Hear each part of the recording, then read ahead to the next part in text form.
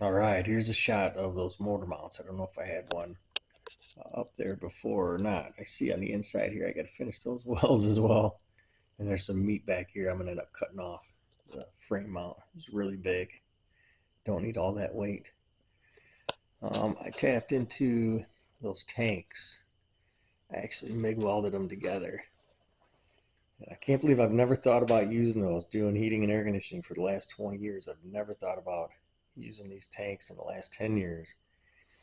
I found a couple straps that I had bought at a swap meet for a couple bucks. I extended them so they would fit this diameter.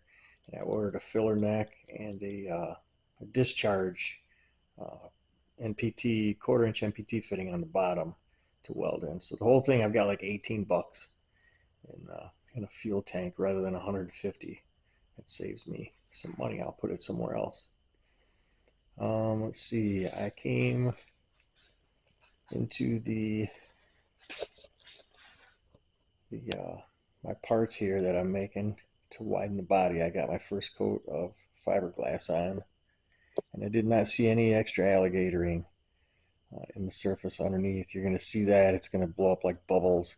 It's gases that come out too soon of gel coat that didn't dry. You're better off just let it dry completely for a whole day. Do a little sanding if you have to, but definitely don't want it not dry. If you can write on it with an ink pen and it doesn't mush in and it makes a solid ink pen line, usually that's dry enough. But there's a lot of factors involved doing fiberglass. You're going to want to do a little reading first. I make it look pretty easy and pretty basic, and it is once you know the process. But you have to know the process, and you can really mess things up along the way. We're going to widen it up. I think I've set my sights on 3 inches is what I'm going to do. I think I can do it, not mess up the cowl, and we should be all good. We'll see what happens. Everything changes day to day. You never really know. Look at the tank. So I didn't know what I was going to do for a tank until that come up. I ordered a brake, a parking brake as well, and I ran a couple of emergency brake cables that I had.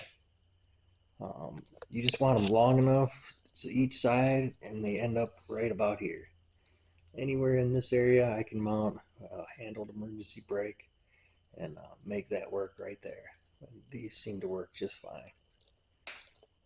I think one's out of a truck and it's super long from that side, and the other one I think was out of a Camaro or something. I can't recall. It doesn't matter as long as they match here. This spring is longer.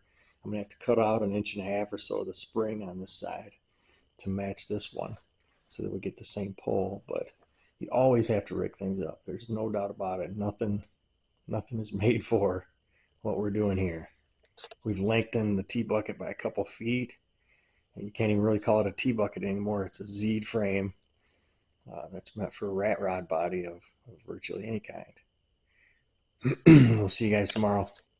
Have a good day.